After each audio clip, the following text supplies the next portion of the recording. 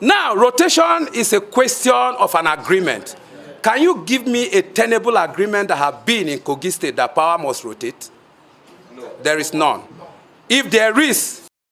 The conscience group, which comprises of all Kogites, both in Abuja and far away, has held a press conference saying that only one man can lead Kogi and not be Dino Melaye or Usman-Ododo. Please guys, listen to what this group has to say.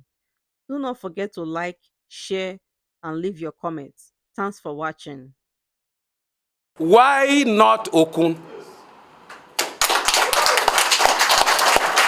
Have you asked yourself that people on that we have here is a place that we are willing that power should rotate, but justiciably, not when you want to foist a candidate from the same local government. If power is going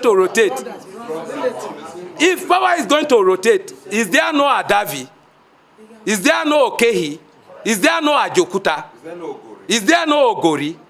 Why is power not rotating to those people that are even close to your own local government? But you are bringing somebody that is from your own ward and your village. This is political. So let me tell you something. What is about to happen is an extension of the political subjugation that Kogi have witnessed for the past 8 years. The next stage of that subjugation is an attempt at annihilation, which is what we are rejecting. You can't subjugate people and annihilate them eventually. Thank the members of the press for finding out time to be with us on this important and very crucial moment in our lives. This morning, the conscience group, which is made up of all Kogais living in Abuja and far away in other countries of the world, have gathered here for us to make our intentions known as regards what Kogi State forthcoming election will look like. As a matter of fact, we are not going to pay a lip service, not to find out the fact that we are very important stakeholders in Kogi State. And with regard to our importance, there is no need for us to sit aloof because of one thing or the other, not to make our minds known to the whole world. This morning we are all gathered here for us to tell the world what we are here for. And one of those things that we are here for is for us to take Kogi State project as personal project, as a project that is so dear to our hearts because we don't have any other state apart from Kogi State as a nation to us. Thank you very much and welcome you to this press conference. We want to tell you that Kogi State was created by the administration of Babangida about 30 years ago. This state is made up of prominent individuals who were Igalas, Okuns, and the Ibiras. And we have lived together as one since the inception. And as a matter of fact, in 2015, a new direction government was ushered in as a result of unforeseen circumstances that happened in our state through the loss of our dear comrade, our dear Adoja, a day of Kogi Conference, who died at the point of victory. And that brought in the second runner-up, the person of Adoza, Yaya Bello, who was sworn in January 27th or 29th, 2016.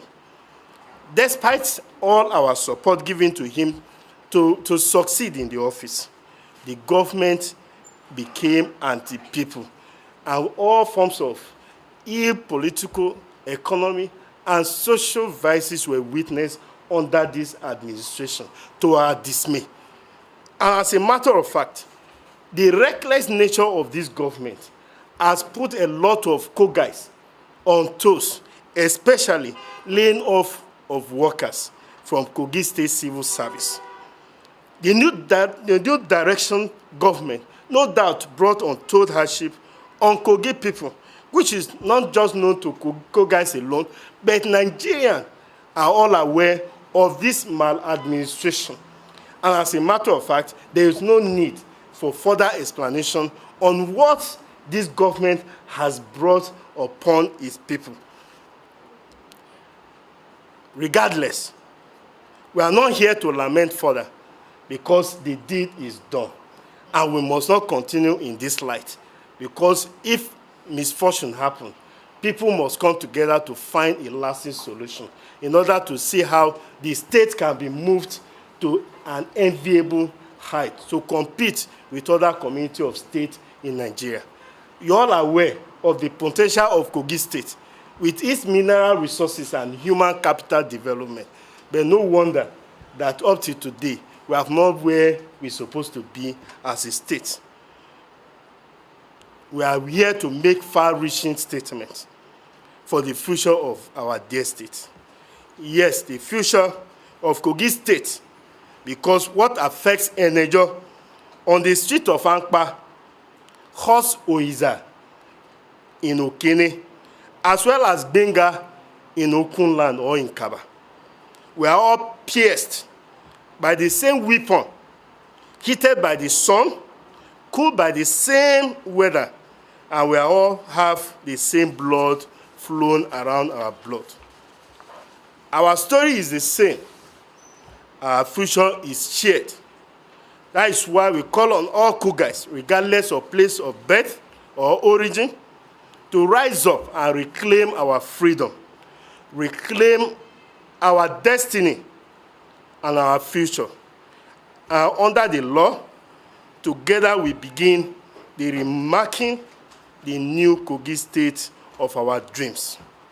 Because our cause is just, our means of achieving that glorious destiny is holy, and God will be with us by the special grace of God. To win this next election, we need a man who can stand up and have fearless mind against the corrupt and failed system in our state. A man who has demonstrated uncommon destiny, uncanny political strategy to winning elections. Is a man who is smart, fundraiser, who wouldn't worry about slavery after the November governorship election.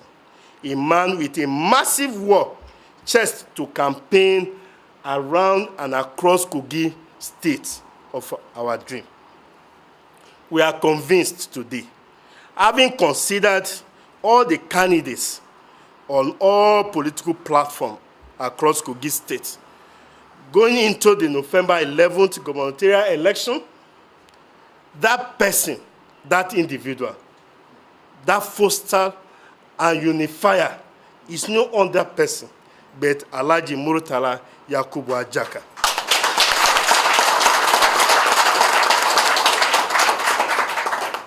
Having developed many parts of Kogi State in its private capacity, provided succor to many displaced people by flood in 2022, expended personal resources to ensure the elections of many state and federal legislators in Kogi State, ensured the victory of Bola Ahmed Tinubu in Kogi State.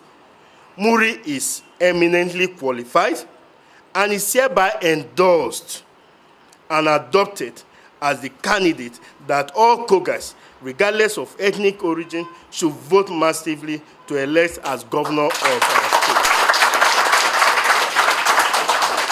It's also important to make this known that all the Igala sons and daughters have met at every forum to discuss this important issue.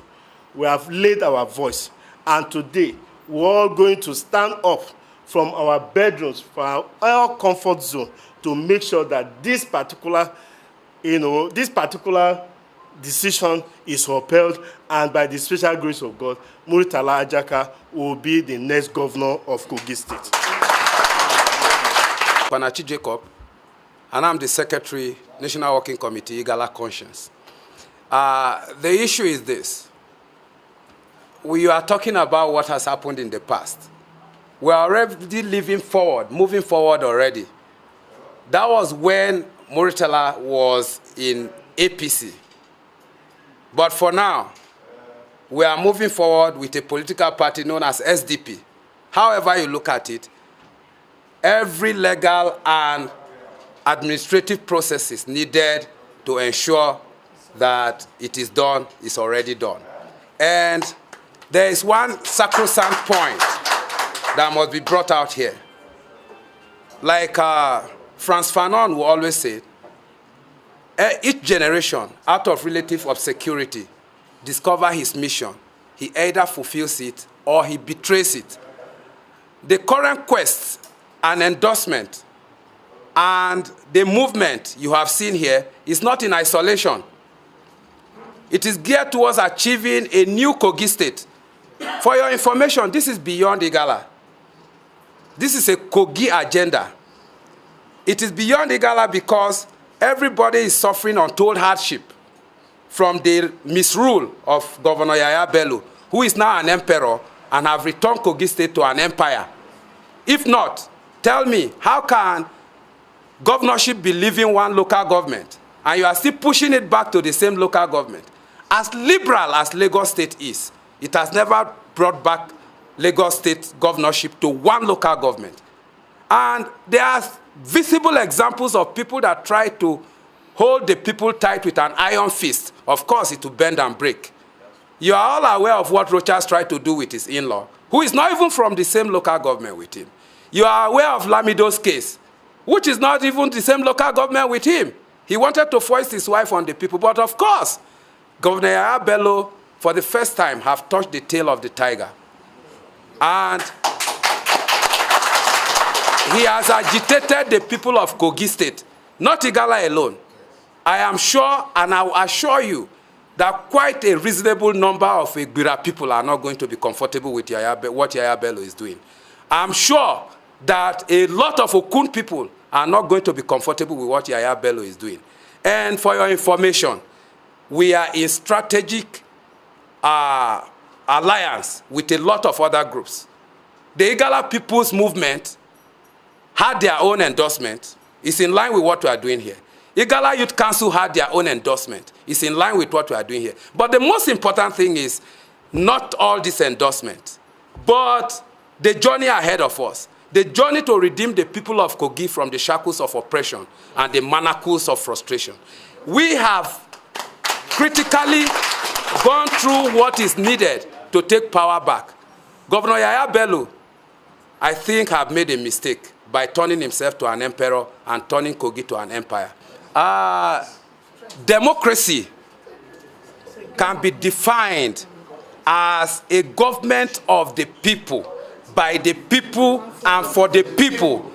People in this context is the numerical strength of the people that should choose. Now, rotation is a question of an agreement.